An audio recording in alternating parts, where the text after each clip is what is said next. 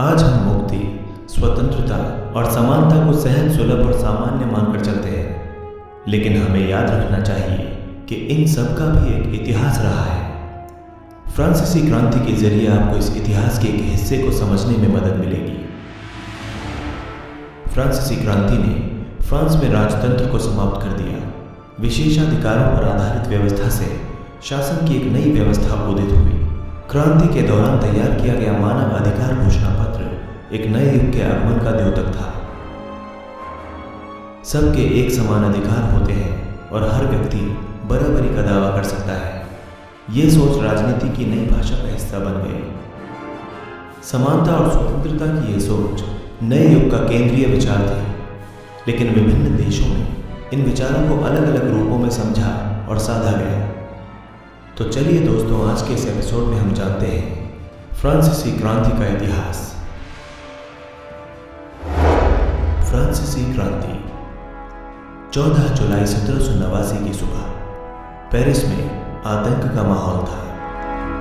सम्राट ने सेना को शहर में घुसने का आदेश दे दिया था। अफवाह थी कि वो सेना को नागरिकों पर गोलियां चलाने का आदेश देने वाला है। लगभग 7000 मर्द और औरतें टाउन हॉल के सामने एकत्र हुए और उन्होंने एक जनसेना का गठन करने का निर्णय लिया। हथियारों की खोज में वे बहुत से सरकारी भवनों में जबरन प्रवेश कर गए। अंततः सैकड़ों लोगों का एक समूह पेरिस के पूर्वी भाग की ओर चल पड़ा और बैस्टिल किले की जेल को तोड़ डाला, जहां भारी मात्रा में गोला बारूद मिलने की संभावना थी। हथियारों पर कब्जे की इस सशस्त्र लड़ाई में बास्टिल का कमांडर मारा गया और कैदी छुड़ा लिए गए। हालांकि इन कैदियों की संख्या केवल 7 थी। सम्राट की निरंकुश शक्तियों का प्रतीक होने के कारण बास्टिल किला लोगों की घृणा का केंद्र बन गया था। इसीलिए किले को ढहा दिया गया और उसके अवशेष बाजार में उन लोगों को बेच दिए गए जो इस ध्वंस को बतौर स्मृति चिन्ह संजोना चाहते थे। इस घटना के बाद कई दिनों तक पेरिस तथा देश के देहाती क्षेत्रों में कई और संघर्ष भी हुए।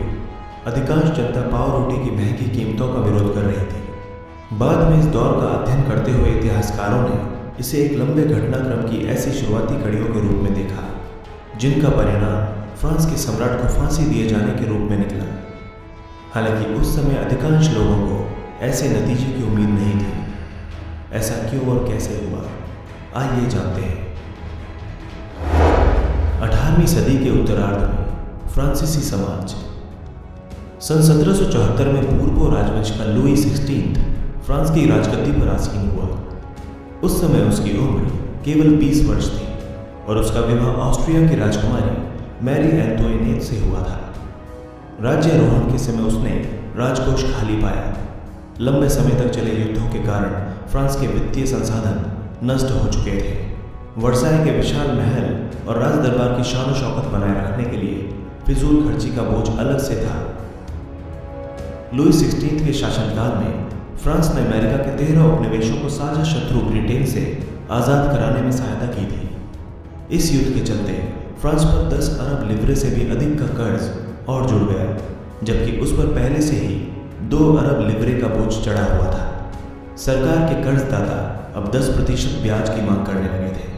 फलस्वरूप फ्रांसीसी सरकार अपने बजट का बहुत बड़ा हिस्सा दिनों दिन बढ़ते जा रहे कर्ज को चुकाने पर मजबूर थी। अपने नियमित खर्चों जैसे सेना के रखरखाव, राज दरबार, सरकारी कार्यालयों या विश्वविद्यालयों को चलाने के लिए फ्रांसीसी सरकार करों में वृद्धि के लिए बाध्य हो गई, पर यह कदम भी नाकाफी था। 18वीं सदी में फ्रांसीसी समाज 3 एस्टेट में बंटा था और केवल तीसरे एस्टेट के लोग यानी आम जनता को ही टैक्स देना होता था। पहले एस्टेट में पादरी वर्ग, दूसरे एस्टेट में कुलीन वर्ग और तीसरे एस्टेट में अमीर लोग, बड़े व्यापारी, अदालती कर्मचारी, वकील आदि, किसान और कारीगर, छोटे किसान, भूमिहीन, मजदूर तथा नौकर भी होते थे। यानी तीसरे एस्टेट में अमीर भी थे और गरीब भी। पहले 2 एस्टेट्स कुलीन वर्ग और पादरी वर्ग के लोगों को कुछ विशेषाधिकार प्राप्त थे। इनमें से सबसे महत्वपूर्ण विशेषाधिकार था राज्य को दिए जाने वाले करों से छूट, यानी कि इन लोगों को कोई टैक्स नहीं देना होता था। कुलीन वर्ग को कुछ अन्य सामंती विशेषाधिकार भी हासिल थे। वो किसानों से सामंती कर भी वसूल करते थे।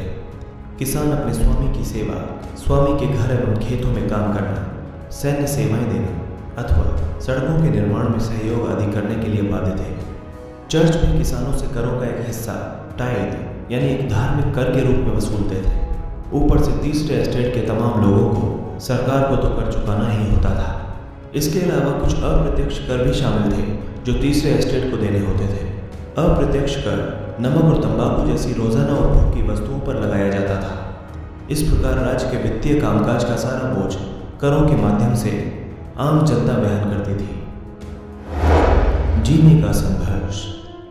फ्रांस की जनसंख्या सन 1715 में 2.3 करोड़ थी, जो सन 1789 में बढ़कर 2.8 करोड़ हो गई।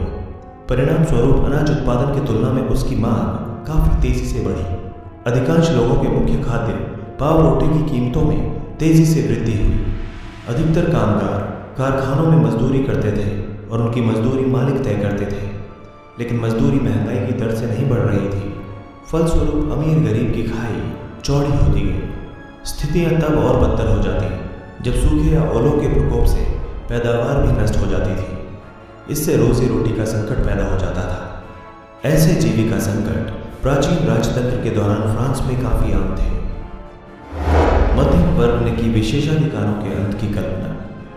पहले भी कर बढ़ने एवं अकाल के समय किसान और कामगार विद्रोह कर चुके थे, परंतु उनके पास सामाजिक एवं आर्थिक व्यवस्था में बुनियादी बदलाव लाने के लिए साधन एवं कार्यक्रम नहीं थे।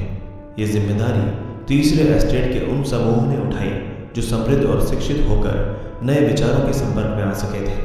18वीं सदी में एक नए सामाजिक समूह का उदय हुआ जिसे मध्यम वर्ग कहा गया, जिसने फैलते समुद्री व्यापार और ऊनी तथा रेशमी वस्त्रों के उत्पादन के बल पर संपत्ति अर्जित कर ली थी। ऊनी और रेशमी कपड़ों का या तो निर्यात किया जाता था या समाज के समृद्ध लोग उसे खरीद लेते थे।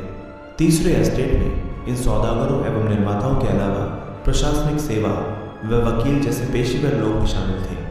ये सभी पढ़े लिखे थे और इनका मानना था कि समाज के किसी भी समूह के पास जन्मजात विशेषाधिकार नहीं होने चाहिए। किसी भी व्यक्ति की सामाजिक हैसियत का आधार उसकी योग्यता ही होनी चाहिए। स्वतंत्रता, समान नियमों तथा समान अवसरों के विचार पर आधारित समाज की यह परिकल्पना जॉन लॉक और जीन जैक रूसो जैसे दार्शनिकों ने प्रस्तुत की थी। अपने 2 ट्रीटाइजेस ऑफ गवर्नमेंट में लॉक ने राजा के दैवीय और निरंकुश अधिकारों के सिद्धांत का खंडन किया था।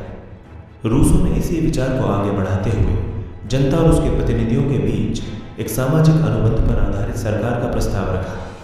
मॉन्टेस्क्यू ने the spirit of the laws नामक एक रचना में सरकार के अंदर विधायिका, कार्यपालिका और न्यायपालिका के बीच सत्ता विभाजन की बात कही। जब संयुक्त राज्य अमेरिका में 13 उपनिवेशों ने ब्रिटेन से खुद को आज़ाद घोषित कर दिया तो वहाँ इसी मॉडल की सरकार बनी।